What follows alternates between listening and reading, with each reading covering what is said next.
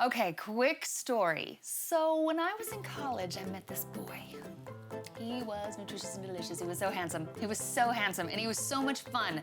And I don't know if you can tell about my personality. I love anything that's fun. I'm a skydiver. I'm a wakeboarder. I have a black belt in karate. I love anything that's fun.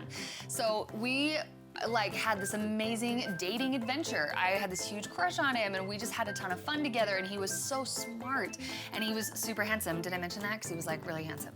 So I just thought, this is the man of my dreams. He's just amazing. It was only about 4 months into our little dating adventure, and I really thought this was the guy that I wanted to be with for the rest of my life.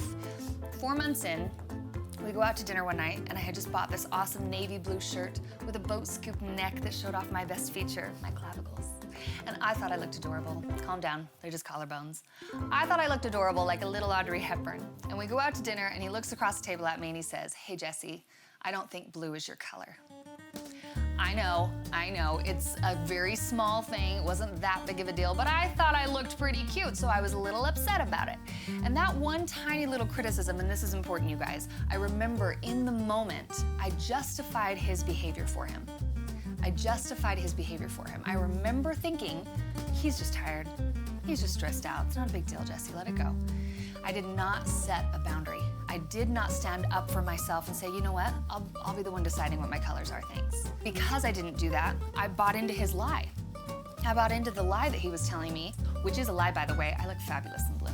And I thought, oh, okay, all right, so you don't like it? Oh, all right. And then the next time I went out on a date, I passed over the blue shirt because it wasn't my color. Then it grew into controlling behaviors. He wanted me to call him at a certain time every night. He only wanted me to hang out with certain human beings and none of the male gender. And he wanted to choose my college classes for me. I know, it's crazy. I should have had a clue, but nobody taught me the red flags of abuse. That's why it's like my mission in life to teach you guys to make sure you can see it, you can name it, and say, I am not gonna put up with that. So I bought into that lie, you guys. That one tiny little criticism, it grew, it got bigger. And it happened more and more and more. It was every other week, then every week, then every other day, then every day, then every hour. He would say things to me that would just shatter me. I would feel so worthless, and I'd just be crying my eyes out. Because words matter to me. I am a words person. And I imagine that words matter to you. They can really hurt. So all of those words mixed up together, we encompass those in criticism, right? Someone that is constantly criticizing you, that's a red flag of a toxic relationship. And when we don't set the boundary, sometimes that grows and it gets bigger. So case in point, the criticism in my relationship with this boy, it grew, it got bigger, and then it turned into manipulation. Manipulation's tricky. It's where someone says, well, if you're really my friend, you'll steal the candy bar from me. Or if you really love me, you'll let me copy off your homework. It's not a big deal. Why are you being so weird about it? So do you see how it grows? Criticism, manipulation, controlling behaviors, and then that got into a temper. I don't know about you, I don't like being yelled at, but he would yell. If I didn't do what he wanted, he would yell, raise his voice, get mad. And then that led to intimidation. One time he was standing right in front of my face, an inch from my face, yelling at me, screaming at me, swearing at me, spitting on me. And then he punched the wall right next to my head on purpose to intimidate me.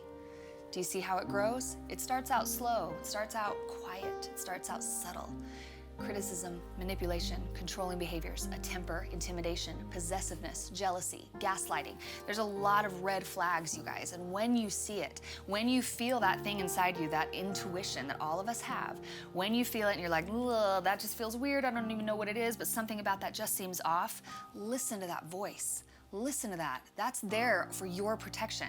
And when you see it, be like, oh, I see it. That's what that crazy Irish ginger Jessie was talking about. She called that manipulation.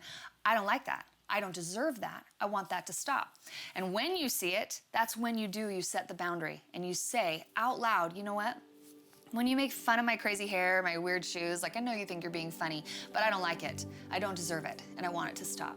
You know what? When you yell at me, that makes me feel really uncomfortable. I don't like that. I don't deserve it, and I want it to stop. When we set the boundary, when we say that's not acceptable, two amazing things happen. You build your leadership muscle, you build your confidence muscle. You walk away, your heart is pounding, your hands are sweating, you're like, oh my gosh, I just did that. My mom didn't save me, my teacher didn't save me, I was the hero of my own story. And double whammy, you just might give that person the best gift of their life.